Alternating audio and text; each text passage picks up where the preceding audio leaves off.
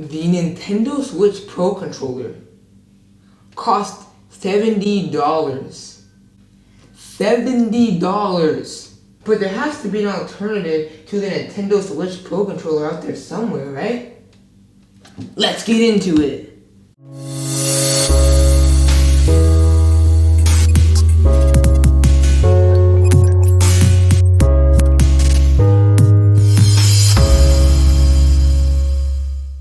What is up guys, Dev Warrior here, welcome back to another video. So if you're like me, you're probably looking around to try to find a Nintendo Switch Pro controller. Now either one of two things happens. Either one, you cannot find one because a bunch of people who got addicted to Animal Crossing decided to buy them. Or two, it could cost $1 million. So that got me thinking, what can be done? So for your viewing pleasure, I created a whole list of my top 3 picks for a Nintendo Switch Pro Controller alternative. So without any further ado, I'm the Dev Warrior, and this is my list of the top 3 Nintendo Switch controllers. So first up on the list, we have the Power A Wireless Pro Controller. This uses AA batteries, but is not rechargeable. So unlike the Xbox controller, you can only just use AA batteries. You cannot get a rechargeable battery. There is no charging port for this whatsoever. It doesn't include Rumble. Again, kind of a big deal because I think Rumble is very important, especially in fighting games and things of that sort, like RPGs. Another thing is that it cannot scan the amiibos, which I guess doesn't really matter unless you play either Super Smash Bros. Or Mario Kart. I do play Super Smash Bros., but I don't play it that often. It's not my #1 favorite game. If you use amiibos in Smash and you play a lot of Smash, then you probably wouldn't want to get this controller. It is licensed by Nintendo, which is actually the only controller on this list that has been licensed by Nintendo. So that is very, very cool. It has different colors and decals, so you can get like different prints for it and stuff. Like this one right here is a Mario red Pro controller, but you could get it in a bunch of different variations. You can get a white one, you can get a black one, you can get a black and red one. You can get one that has like 8-bit Mario on it. So yeah, you can get this in a bunch of different flavors. The price is 166 dirhams or $50, which is about $20 less than a regular Nintendo Switch Pro controller. So not bad. So let's talk about the pros and the cons of using this controller. So first of all, one of the pros is that it has a long battery life. Very important because this uses AA's, so you don't want to have to get new AA's like every single day. A con is that it isn't much cheaper than its official counterpart, only about $20. Compared to the next one we're about to get into on this list, is not that much. Another pro is that it has 2 more buttons than its official Nintendo counterpart, which is really, really, really cool because the back buttons are mappable. So let's say you're playing a game where you need to press certain buttons that you can't reach that well, or you just keep forgetting to press, or you just don't feel like they're in the place you want them to be. You can just map the 2 back buttons to those buttons. And the mappable buttons are actually at the back of the controller. So like right where the handle of the controller is, you can just press them. So they're very easy to press. So I really like that it has mappable buttons. Next is a KUTIME Wireless Pro controller. It is very similar to the PlayStation DualShock, as you can see right here. It has a similar form factor. It has some great reviews and has soft, comfortable handles. It is inexpensive, going at 75 dirhams or $30, which is really, really good considering the official Nintendo Switch Pro controller is over double that. It has relatively good triggers, in my opinion. There's been a lot of complaints towards these triggers, but I think that they look really cool. They're very similar to the DualShock 4 controllers. So if you're used to playing on PlayStation, these will be good for you. But I think the triggers all boil down to personal preference. The turbo button is also a thing that exists on here, so that's really cool. A turbo button is basically a button that is mappable. Not only can you map it to something, but it'll press out on rapid fire. It has a bad D-pad, which is that's kind of a downside. I don't know how much you need a D-pad.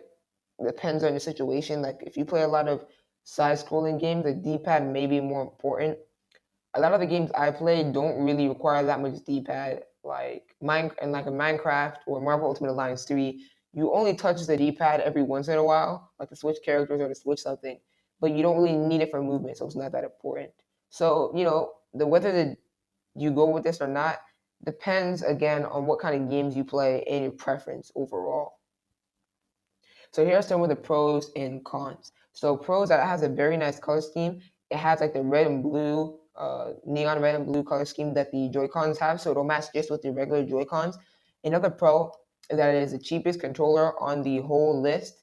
It's literally $30, which is really, really, really good for a controller for the Nintendo Switch. But here are two cons. It's hard to find and there's inconsistent quality concerns. See, the thing is that this is like not available and it's not as widely accessible as the Power A controller. Like the Power A wireless controller, you can just go to Walmart and find it. And the next one on this list, you can also just go to Walmart and find it. But this, you have to find it. You can only get it online, making it harder to find. Also, the name also makes it harder to find. And this also links to the inconsistent quality concerns. Is that it has different listings under different names. And so let's say you search up this controller and you don't find it. You may find it under a different name though. Like sometimes you can find it under very generic names, which is again inconsistent quality concerns because it's out there being sold under different listings, under different names in different websites. Like you can find it on eBay and stuff, but it's in these different websites under different names, and sometimes it's not even the exact same. It's literally a different controller, but just in that same shell or with a similar looking design. And oftentimes, you can find that even if they're the exact same, some will have issues and some won't. And that's the thing because when you're getting a controller like this, you never know if it's going to be good or bad. Like it's very inconsistent because you can get a controller that works just fine, and it's just you can just use it and you have a good time, or you can get a controller under the same name that looks exactly the same, but it has some sort of issue. So that's a bit inconsistent. However, again, if you're willing to take the risk for the cheaper price point, it definitely is a good option. So next up, we have the PlayStation / Xbox controller plus an 8-bit do dongle. Now, when I put a PlayStation / Xbox controller on this list, the thing that probably comes to mind is this dude good?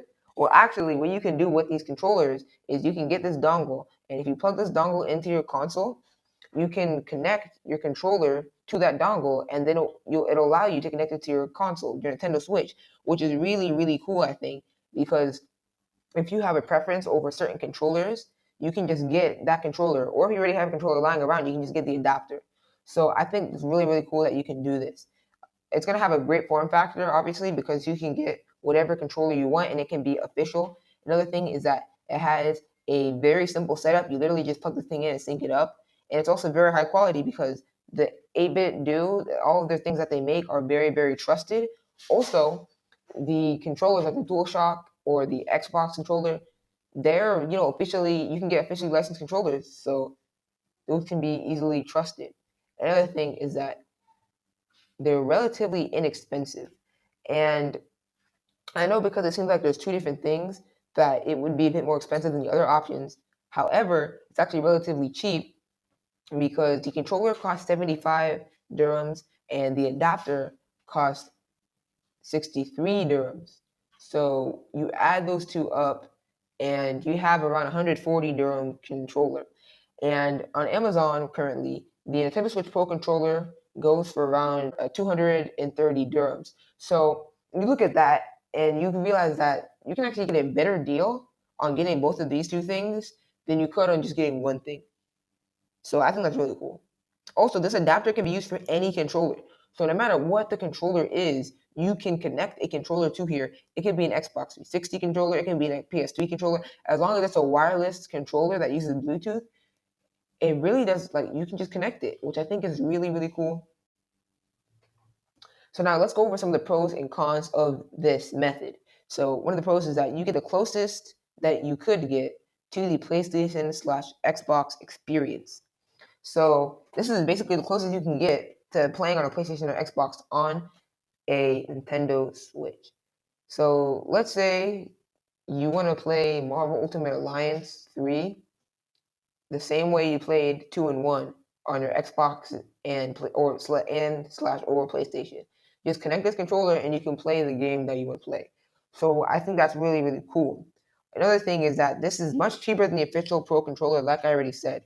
Now in American dollars, you're spending around the same, but because of quarantine and stuff, a lot of people have been getting Pro controllers, especially because of Animal Crossing.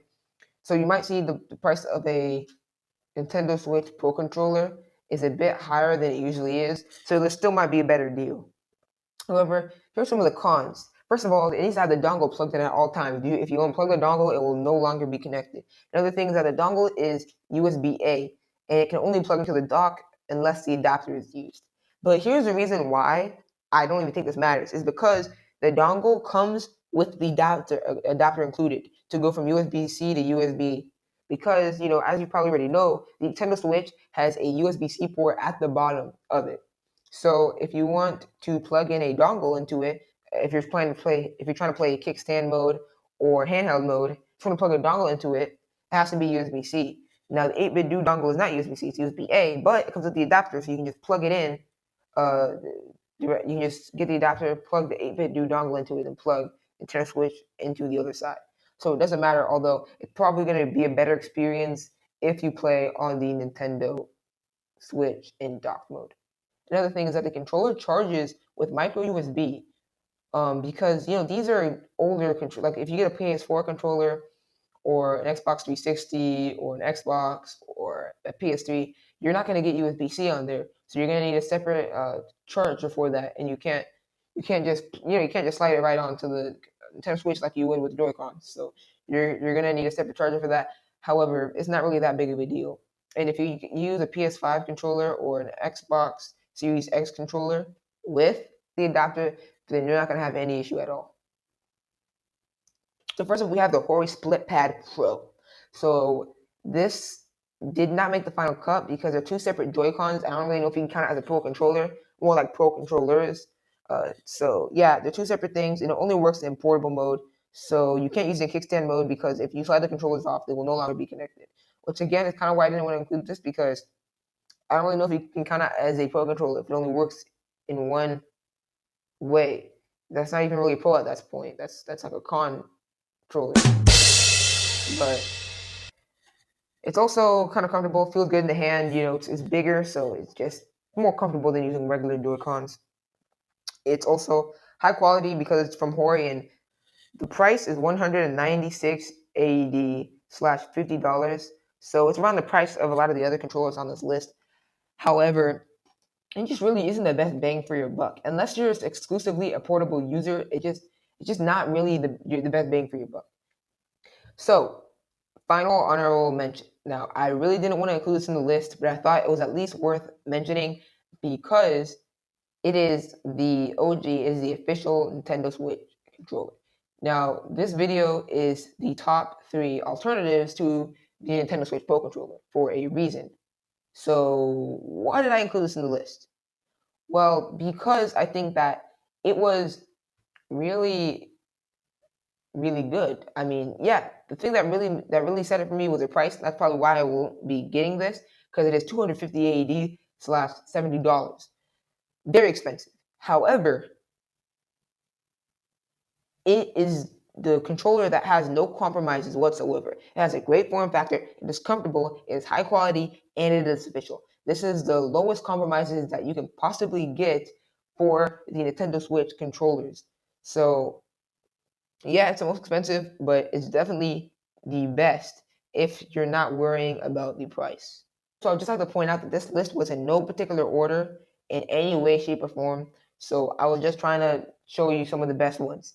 In my opinion, it's up for you to decide which one you think you should get. However, with that being said, thank you guys for watching. Hope you enjoyed.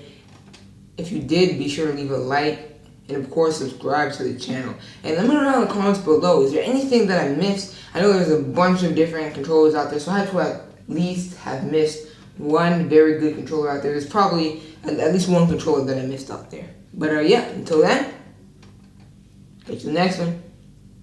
Peace.